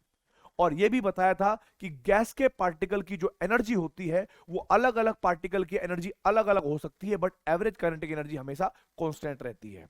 और एवरेज काइनेटिक एनर्जी ना प्रेशर के बढ़ने पर, ना नंबर ऑफ पार्टिकल्स के बढ़ने पर बढ़ती है, ना वॉल्यूम के घटने पर घटती है। वो हमेशा ही अगर बढ़ेगी तो भाई टेम्परेचर के बढ़ने पर। टेम्परेचर बढ़ेगा तो एवरेज काइनेटिक एनर्जी क्या हो जाएगी? बढ़ जाएगी। और टेम्परेचर अगर घटेगा तो एवरेज काइनेटिक एनर्जी जो है वो घट जाएगी। ये सारे पॉइंट आपको याद रखने हैं। और यदि आपने ये पॉइंट याद रख लिए तो आईआईटी जब आप पीवाईक्यू देखोगे या कुछ क्वेश्चंस करोगे तो ओवरऑल आप लोगों को क्वेश्चन 1 मिनट में बन जाएंगे, बिना पेन उठाए, बिना मेहनत करे अपने आप उठ जाएंगे। अगर आपको ये अंदर गैस के बारे में, आपके पास जो गैस है, आपके माइंड में जो गैस है आइडियल गैस, उसके बारे में अगर आप उसकी कहानी के बारे में पता है पूरा, तो जरा देखिए यहां पर क्या कहा गया है। Helium atom is 2 times heavier than hydrogen atom molecule at 298 Kelvin. The average kinetic energy of helium atom is. आधे बच्चे क्या सोच के चलते हैं समझिएगा। आधे बच्चों को ये लगता है कि यार हमने ना काइनेटिक एनर्जी का फॉर्मूला पढ़ा है 1/2 mv² के बराबर, और उनको लगता है कि मास अगर बढ़ेगा तो काइनेटिक एनर्जी क्या हो जाएगी भाई? बढ़ जाएगी, है ना? वो इस सोच के चक्कर में चलते हैं कि अगर ये वाला फॉर्मूला उनको याद है तो वो इसके हिसाब से अगर आंसर देंगे ना तो आंसर तो मिलेगा 4 ऑप्शन में से एक आंसर मिलेगा, मैच भी होगा, पर 4 नंबर नहीं मिलेंगे, माइनस का 1 नंबर मिलेगा। और जिसको यह फॉर्मूला माइंड में रहेगा कि काइनेटिक एनर्जी जो रहती है किसी भी गैस के लिए, एवरेज काइनेटिक एनर्जी का फॉर्मूला था 3/2 बोल्ट्जमैन कांस्टेंट इनटू में टेम्परेचर, तो वो ये बात समझेंगे, अरे गैस जो मर्जी हो, पार्टिकल जैसा मर्जी हो, प्रेशर जैसा मर्जी हो, टेम्परेचर तो कांस्टेंट है ना यार, चाहे वो हमारे पास हाइड्रोजन हो चाहे हमारे पास हीलियम हो। टेम्परेचर तो 298 कांस्टेंट है ना भाई। और यदि टेम्परेचर कांस्टेंट है तो फिर एवरेज काइनेटिक एनर्जी, देखो पूछा भी क्या है, एवरेज काइनेटिक एनर्जी क्या रहेगी? Constant, remain same. तो हम बोलेंगे क्या? 2 टाइम्स अजी नहीं, अमरेंद्र बाहुबली करेक्ट आंसर हो ही नहीं सकता। Same as the hydrogen molecule, yes, क्योंकि दोनों का टेम्परेचर सेम है। तो यहां पर बाहुबली को आप टिक करेंगे और आप लोग अपने सारे आंसर निकाल लेंगे। चलिए आगे पढ़ते हैं, आगे क्या कहा गया है, अगले क्वेश्चन में क्या कहा गया जरा देखिए। इसने बोला है consider 3 identical flask with different gases.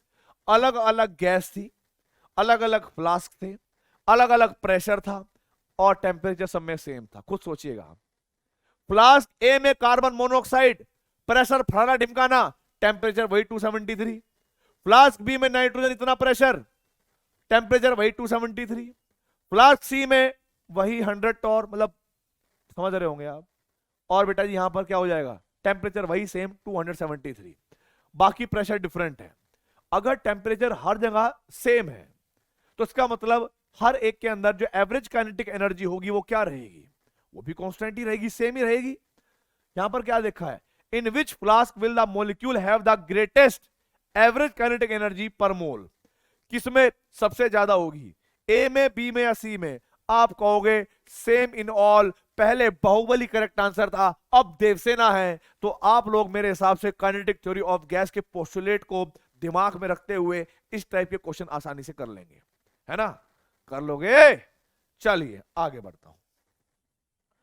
अब हम बात करेंगे डिफरेंट टाइप्स ऑफ वेलोसिटीज के बारे में, डिफरेंट टाइप्स ऑफ वेलोसिटीज के बारे में।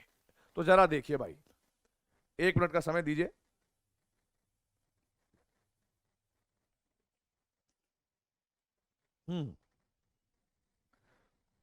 देखो बेटा, डिफरेंट टाइप ऑफ वेलोसिटीज के बारे में बात करूंगा। कोई भी है गैस के अंदर जो पार्टिकल होते हैं ना, वो 3 टाइप की वेलोसिटी, मतलब 3 टाइप की वेलोसिटी शो करते हैं। चाहे आप एनसीईआरटी में देख लेना, चाहे आपके पास जो भी मॉड्यूल हो, जो भी बुक हो, किसी में देख लेना। वो वेलोसिटी होती है कौन कौन सी, मोस्ट प्रोबेबल स्पीड, यानी मोस्ट प्रोबेबल स्पीड, या रूट मीन स्क्वायर स्पीड, और या एवरेज स्पीड। ठीक है भाई, या एवरेज वेलोसिटी। आप लोगों को इन तीनों के फॉर्मूले याद होने चाहिए, सबसे पहली बात तो ये है। प्लस इनके ऊपर जैसे जैसे क्वेश्चन आएंगे, जो भी क्वेश्चन आएंगे, मैं गारंटी दे रहा हूं कि एक में भी सिंगल एरर नहीं होगा, अगर आपने छोटी छोटी सी बातों को याद रख लिया तो। जरा देखिए क्या है बेसिकली, जो ये वेलोसिटी आप पढ़ोगे ना अभी, ये वेलोसिटी 3 टाइप के होंगे बेटा जी। जो आप वेलोसिटी अभी पढ़ेंगे वो 3 टाइप की होंगी। पहली होगी हमारे पास कैसी भाई, root mean square velocity, mean square velocity, ठीक है जी। और दूसरी हमारे पास कैसी होगी बेटा जी,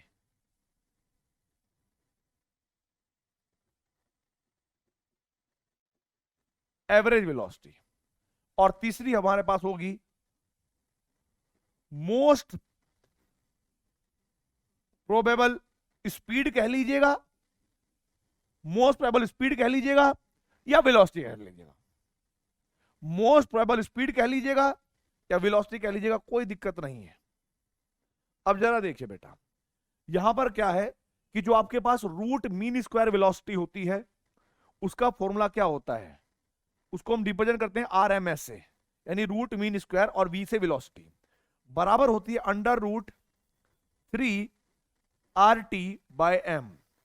जहां पर आप लोग ये देखेंगे कि टेम्परेचर हमारे पास कैसा हो गया भाई, टेम्परेचर हमारे पास केल्विन में होगा। आर की वैल्यू आप जानते ही हो, जो भी यूज करनी है। लेकिन मैं आप लोगों को एक बात बताना चाहूंगा, जब आप वेलोसिटी को जब आप वेलोसिटी को मीटर पर सेकंड में कैलकुलेट करोगे, मीटर पर सेकंड में, तो आपको ये नहीं समझ में आएगा कि मीटर पर सेकंड तो एसआई यूनिट है वेलोसिटी की। क्यों ना टेम्परेचर को भी एसआई में रखा जाए और मास को भी हमें एसआई में रखना हो और आर की वैल्यू भी एसआई में रखनी हो, बिल्कुल रखना पड़ेगा। ठीक है, लिखवाऊंगा आगे। इसका जो फॉर्मूला होगा बेटा, इसको हम डिनोट करेंगे यू एवरेज से या वी एवरेज से, जो बराबर होता है under root 8 RT/m, 8 RT/m, sorry 8 RT/πm, ये ध्यान रखना है। और जो मोस्ट प्रोबेबल स्पीड होती है उसको हम डिनोट करते हैं यूएमपी बराबर अंडर रूट 2 RT/m। अब जरा देखिए बेटा, इसके ऊपर कैसे कैसे क्वेश्चन आएंगे। पहले तो वो ये पूछेगा कि इन तीनों वेलोसिटी का इंक्रीजिंग ऑर्डर या डिक्रीजिंग ऑर्डर क्या होगा, जिस जिस टाइप के क्वेश्चन पूछेगा।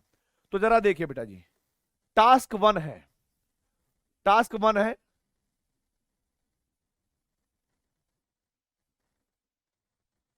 ऑर्डर ऑफ वेलोसिटी पूछना। ऑर्डर ऑफ वेलोसिटी कैलकुलेट करना। आप लोग मुझे एक बात बताइएगा बेटा, खुद सोचिएगा, इन तीनों फॉर्मूलों में एक चीज बिल्कुल समान है कि भाई आर टी बाई एम किसी गैस के लिए आर कांस्टेंट है, टेम्परेचर भी किसी एक गैस के लिए कांस्टेंट ही होगा, लेकिन जो कांस्टेंट वाला पार्ट है वो अगर ध्यान से देखोगे यहां पर 3 आर टी बाई एम है, यहां पर 8 पाई आर टी बाई एम है, और यहां पर 2 आर टी बाई एम है। 3 और 2 में बड़ी वैल्यू कौन सी है? 3। तो इसका मतलब क्या होगा कि जो रूट मीन स्क्वायर वेलोसिटी है वो मोस्ट प्रोबेबल स्पीड से ज्यादा होगी। प्लस 8 को जब आप डिवाइड करोगे पाई से तो पाई की वैल्यू होती है 3.14, और आपको ये समझ में आएगा कि भाई साहब ये तो गजब बात बोल दी है। किसी गैस के लिए अगर देखा जाए तो 8 बाई पाई की वैल्यू 2 पॉइंट समथिंग आएगी। तो आप लोग समझ जाना कि यहां पर तो 3 आर टी बाई एम है, यहां पर 2 point something R T by M है, और यहां पर 2 आर टी बाई एम है। तो आपको फील नहीं आ जाएगा कि मैग्नीट्यूड वाइज ये वैल्यू ज्यादा बड़ी होगी। तो आप लोगों को सबसे पहले क्या करना है जरा देखिए कि VRMS या मोस्ट प्रोबेबल स्पीड सबसे बड़ी होती है, फिर आपके पास एवरेज वेलोसिटी होगी, और लास्ट में आपके पास मोस्ट प्रोबेबल स्पीड होगी म्यू एम पी। ठीक है जी। तो पहली चीज तो यह है, जिस बच्चे को ये याद रहेगी तो हो सकता है कि वो IIT जेई और IIT एडवांस में भी एक बार यही सेम ऑप्शन में आया था, क्वेश्चन यही पूछा गया था। आगे दिखाऊंगा कैसे करना है। दूसरी चीज देखिएगा भाई, अब आगे देखिए क्या होगा। टास्क नंबर 2, टास्क नंबर 2 वो पूछेगा वेलोसिटी का रेशियो। ठीक है भाई, ratio of velocities, ratio of velocities. तो आप लोग क्या करेंगे भाई, अगर मान लो आपको रेशियो कैलकुलेट करना भी है तो आप ऐसे लिखोगे most probable speed VRMS ratio average velocity ratio most probable speed. तो आप कैसे लिखोगे भाई जरा देखिए। आप कहोगे सर ये तो बड़ा सिंपल सा है, इसकी जगह पर हम क्या लिख देंगे बेटा, इसकी जगह पर रख देंगे हम √3 RT by M ratio under √8 by pi RT by M और ratio under √2 RT by M. अब जरा देखिए इन तीनों में RT by M RT by M RT by M same है, तो आप लोग क्या करोगे RT बाई एम कॉमन ले लोगे और हटा दोगे, जो रेशियो आएगा वो क्या आएगा √3 रेशियो √8 बाय पाई रेशियो √2। √3 की वैल्यू कितनी हो जाएगी 1.72732, √2 की वैल्यू 1.414, √8 बाय पाई को आप सॉल्व कर लेंगे, और सॉल्व करने के बाद इनका जो भी सिंपल रेशियो बनेगा, ठीक है भाई, 1 के रेस्पेक्ट में जो भी सिंपल रेशियो बनेगा वो लोग आप लोग क्या करेंगे, tell me I what to do, tell me in the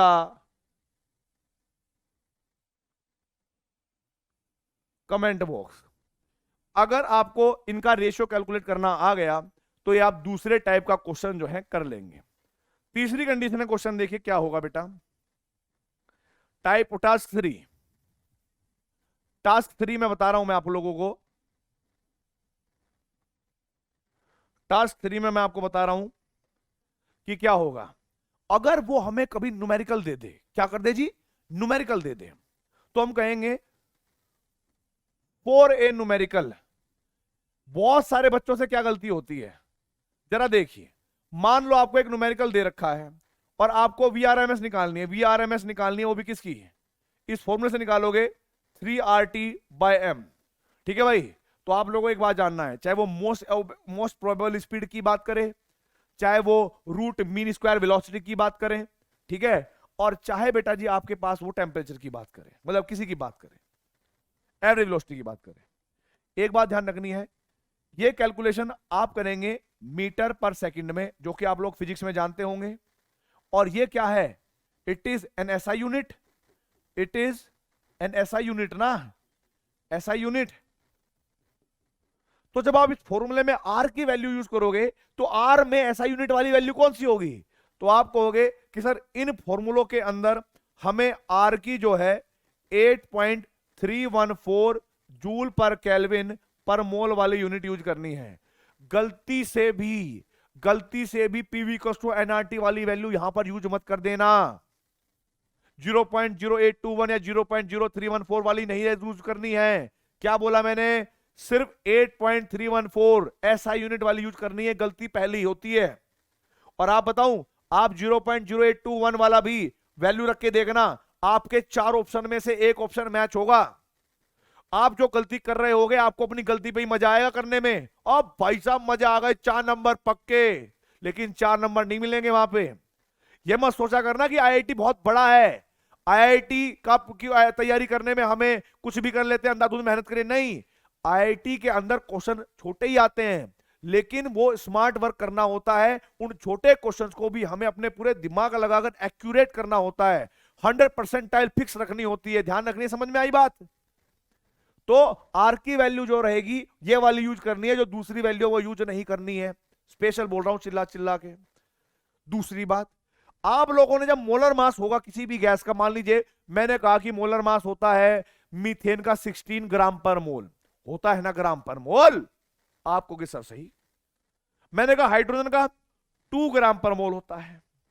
अच्छा, और सर अगर हम कार्बन डाइऑक्साइड का कहें तो 44 ग्राम पर मोल होगा। पर ध्यान रखना है, यहां पर जब हम एसआई यूनिट में पूरे क्वेश्चन करेंगे तो क्या मोलर मास को हमें ग्राम पर मोल में लेना चाहिए? तुम खुद बताओ, लेना चाहिए ग्राम में? आपको कि सर नहीं, यहां पर तो किलोग्राम होना चाहिए अगर एसआई यूनिट में करना है तो। यस, यही बात मैं आपको कहना चाहता हूं कि मोलर मास आप जब भी किसी गैस का कैलकुलेट करोगे, वो कोई भी वैल्यू आएगी, आप उसको 10 की पावर -3 से मल्टीप्लाई कर देना, और फिर वो क्या बन जाएगा? किलोग्राम पर मोल। ये बस मैंने बताया कि न्यूमेरिकल, अगर आपने ये बात ध्यान रख ली मेरे बच्चों, तो कोई आपका एक भी आंसर गलत नहीं करवा सकता। ये मैं बता रहा हूं, ठीक है जी। आईआईटी जेईई मेंस का एक भी क्वेश्चन गलत नहीं हो सकता, ये बात क्लियर बता रहा हूं मैं। अब जरा देखिए भाई, आगे बढ़ते हैं। यहां पर एक क्वेश्चन दिया गया है और इस बार रेशियो पूछे गए हैं। देखते क्या कहता है भाई, ये रेशियो वाले क्वेश्चन है। इसने बोला the ratio between the root mean square speed of hydrogen 50 kelvin and that of O2 at 800 kelvin क्या होगा? कोई सिंपल वाली बात है यार। अगर मैं H2 की बात करूं तो एक तरफ मैंने H2 लिख दिया, अगर मैं O2 की बात करूं तो मैंने एक तरफ O2 लिख दिया। आप खुद सोचिएगा मेरे बच्चों कि रूट मीन स्क्वायर स्पीड का फॉर्मूला क्या है? बोलो। आप कहोगे सर VRMS बराबर अंडर रूट 3RT/m। आपने तो यही सिखाया था। मैंने कहा हाँ बस यही सीखना है। अब जरा देखिए करेंगे क्या हम लोगों को हाइड्रोजन का मोलर मास पता है। हाइड्रोजन का मोलर मास कितना होगा? 2 इंटू में 10 की पावर -3 किलोग्राम पर मोल, ये रखना है, ठीक है जी। और टेम्परेचर दे रखा है कितना बेटा जिसका? 50 केल्विन। और कुछ भी है? नहीं, और कुछ नहीं है। ऑक्सीजन के लिए हम लोग इसका मोलर मास जानते हैं, बराबर कितना हो जाएगा? 32 इंटू में 10 की पावर -3 किलोग्राम पर मोल। और इसका जो टेम्परेचर दे रखा है वो है 800 केल्विन, ठीक है। यदि मैं इसके लिए फॉर्मूला यूज करूं तो मैं लिखूंगा VRMS फॉर H2 बराबर हो जाएगी under root 3 as it is R as it is. Temperature कितना है बेटा जी? इंटू में 50, तो यहां पर 50 रख लेंगे। और मोलर मास की जगह पर क्या रखोगे बेटा जी आप? 2 इंटू में 10 की पावर -3। देखो ये अलग बात है कि हम रेशियो कैलकुलेट करेंगे तो ये 10 की पावर -3 कट जाएगा, पर जब न्यूमेरिकल करेंगे अलग टाइप का तो उसमें नहीं कटेगा, इसलिए रखना ही है, गलती करनी ही नहीं है कभी। आगे देखिए, यहां पर मैं बात करूंगा कि वेलोसिटी VRMS किसकी? O2 की, बराबर हो जाएगी अंडर रूट 3RT बाय, है ना भाई, 3RT/m। इसी फॉर्मूले के हिसाब से देखा जाए तो आपके पास 3R तो सेम रहेगा। टेम्परेचर इसका कितना हो जाएगा? इंटू में 800 केल्विन। मोलर मास कितना हो जाएगा? 32 इंटू में 10 की पावर -3। तो ये फॉर्मूले बन चुके हैं, दो इक्वेशन आ गई है। आपको रिलेशन निकालना है भाई, मतलब रेशियो निकालना है। तो आप लोग क्या करोगे? ये आपके पास इक्वेशन 1 है और ये आपको इक्वेशन 2 है। अगर मुझे रेशियो निकालना है VRMS ऑफ H2, मैं इधर कर रहा हूं भाई, इसके आगे देख लो, ठीक है। VRMS of H2 divide by VRMS of O2, तो इन दोनों इक्वेशन को डिवाइड ही करना पड़ेगा। तो हमारे पास कितना आएगा 3R इंटू में 50 डिवाइड बाय 2 इंटू में 10 की पावर माइनस के 3, और यहां पर आएगा अंडर रूट 3R इंटू में 800, और यहां पर आएगा 32 इंटू में 10 की पावर माइनस के 3। अब जरा देखो ध्यान से, ये 10 की पावर माइनस 3 10 की पावर माइनस 3 कैंसिल आउट हो गया है ना। और भाई और क्या कैंसिल हो रहा है जरा देखो, ये हमारे पास 32 जो है ये 4 टाइम में खत्म हो गया, और ये हमारे पास फॉर्मूला चला रहा हूं मैं किसका भाई 8 कहां, तो ये 100 में खत्म हो जाएगा। आगे देखिए, ये 2 1 जा 2, और ये हमारे पास 2 2 जा 4 हो जाएगा, कट गया। और ये 3R से 3R कैंसिल हो गया बेटा। इस 50 से ये 100 2 टाइम्स खत्म हो गया, इस 2 से ये 2 खत्म हो गया, कुछ बचा ही नहीं। रेशियो क्या आ गया भाई, इक्वल टू 1। देख लेना खुद ही, चेक कर लेना खुद ही, रेशियो आएगा 1 और करेक्ट आंसर हो जाएगा इसका कटप्पा। तो ये पहले टाइप का क्वेश्चन है जो मैंने आपको बताया कि रेशियो पूछ सकता है। ठीक है, आगे देखिए भाई, इसने एक बात और बोली है, एट एसटीपी। एसटीपी का मतलब है स्टैंडर्ड टेम्परेचर एंड प्रेशर। इसका मतलब क्या रहा होगा कि टेम्परेचर कांस्टेंट है, इसने ही तो बात बोली भाई। इसका मतलब तो ये हुआ कि टेम्परेचर जो है वो कांस्टेंट है ना।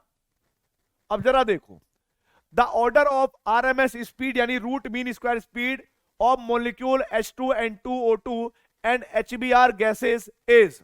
अब मैं आप लोगों को एक बात बताना चाहूंगा, जो हमारे पास H2 है इसका जो मोलर मास होगा, H2 का अगर मैं मोलर मास कैलकुलेट करूं तो वो 2 इंटू में 10 की पावर माइनस के 2 होगा बेटा जी, किलोग्राम पर मोल। ये चलिए सिर्फ 2 की बात कर लेते हैं, 2 होता है, वो तो आप यूनिट बाद में यूज कर लेना क्योंकि न्यूमेरिकल तो है नहीं।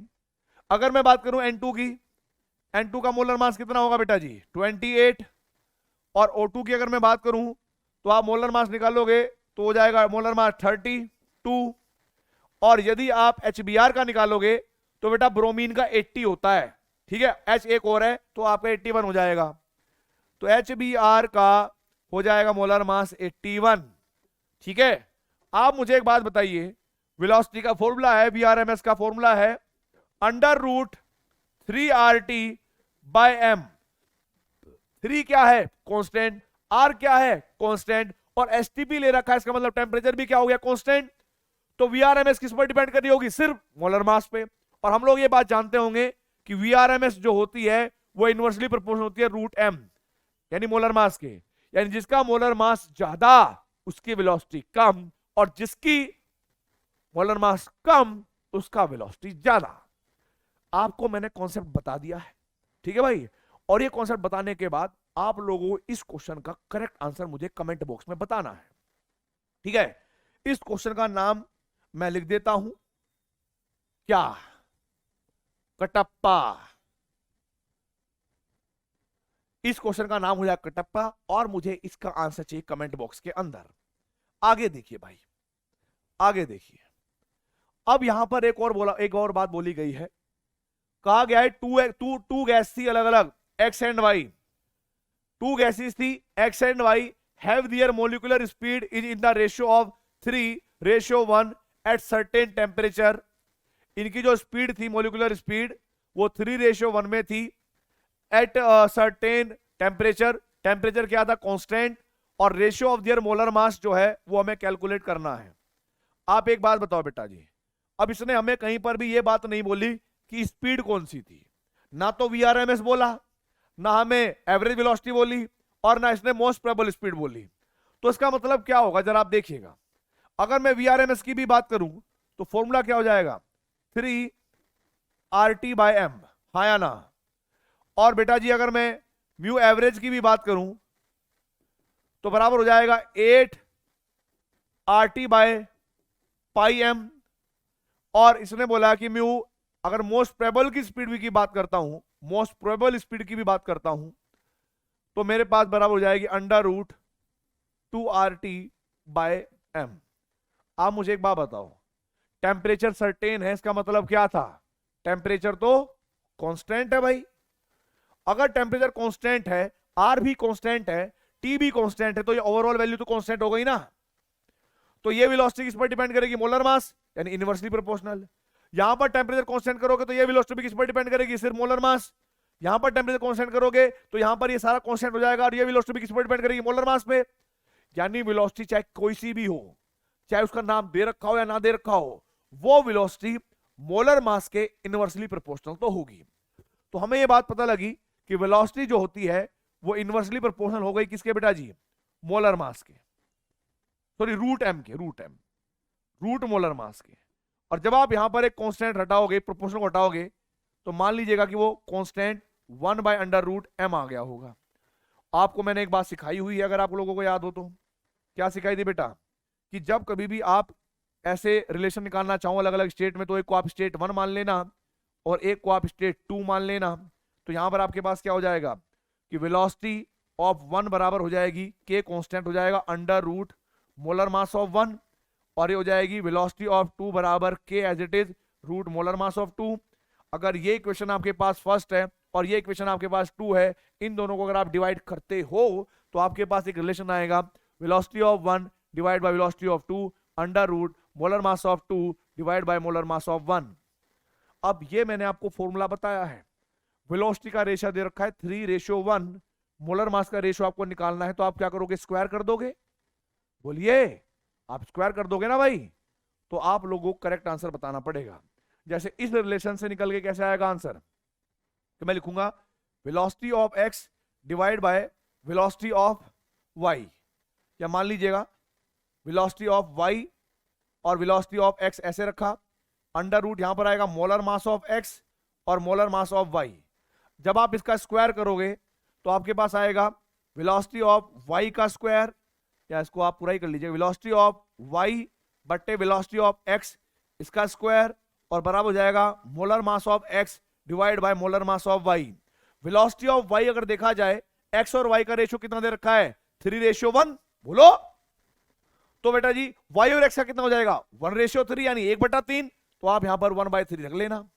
जब आप 1/3 का स्क्वायर करोगे तो आंसर आएगा 1/9, और करेक्ट आंसर आएगा कटप्पा। अगर ये क्वेश्चन आपको समझ में आ गया तो बेटा आप लोग मुझे कमेंट बॉक्स में बताएंगे टाइम के साथ कि सर ये वाला क्वेश्चन में कोई दिक्कत नहीं हुई। अगर कोई दिक्कत हुई है तो वो भी लिखो, तभी तो मुझे पता लगेगा कि मुझे कहां ठीक कराना है। तो भाई ये समझने वाली बात है कि अगर आपके पास टेम्परेचर सेम हो और गैस अलग अलग हो, तब आपको ये वाला रिलेशन याद रखना है या बना लेना है अपनी तरफ से। आप खुद टीचर बन जाओ, बस अपने टीचर खुद बन जाओ, कोई दिक्कत नहीं है। बस उसको एक बार वैलिडेट कर लो कि जो तुम कर रहे हो वो गलत कर रहे हो या सही कर रहे हो, बस एक बार आपको पता लग जाए, और फिर तो आप भाई साहब क्वेश्चन ही क्वेश्चन लगाओ, कोई दिक्कत नहीं है। चले आगे बढ़ते हैं बेटा। अब यहां पर हमारे पास एक और नया लॉ आया है जिसको हम कहेंगे Maxwell distribution law of speed. हो सकता है कि आप लोगों ने कभी पढ़ा ना हो सकता है कि आपको ने पढ़ने के बाद भी आपको ये समझ ना आया हो, और आपको ये लगता हो कि शायद इसके ऊपर क्वेश्चन आएंगे या नहीं आएंगे, ये भी नहीं पता है। आप लोगों को मैं बता देता हूं, ये इस टाइप के क्वेश्चन आते हैं, खतरनाक ग्राफ वाले। ये क्वेश्चन देखा होगा आपने, आईआईटी एडवांस का क्वेश्चन था ये, अभी मैं माफी चाहता हूं कि मैंने यहाँ पर लिख नहीं पाया हूं, ठीक है। आईआईटी एडवांस का क्वेश्चन था ये। उसके बाद ये मेंस का क्वेश्चन था मैक्सवेल डिस्ट्रीब्यूशन लॉ पर। फिर उसके बाद ये सब स्पीड वाले क्वेश्चन थे जो मैं आगे करवाऊंगा बेटा आप लोगों को। फिर ग्राम डिफ्यूजन लॉ। लेकिन आज के अंदर आप लोगों को मात्र सिर्फ और सिर्फ kinetic theory of gas, Dalton law partial pressure के जितने भी क्वेश्चन मैंने करवाए उनकी प्रैक्टिस करनी है, और जो भी आपके पास बुक है आपको वहां से भी क्वेश्चन लगाने हैं। तो आई होप आप लोग बहुत अच्छी मेहनत कर रहे हैं, आप आगे भी ऐसी पढ़ाई करते रहेंगे, अपना ध्यान रखेंगे और अपने परिवार का ध्यान रखेंगे। All the very best. जय हिंद, जय भारत।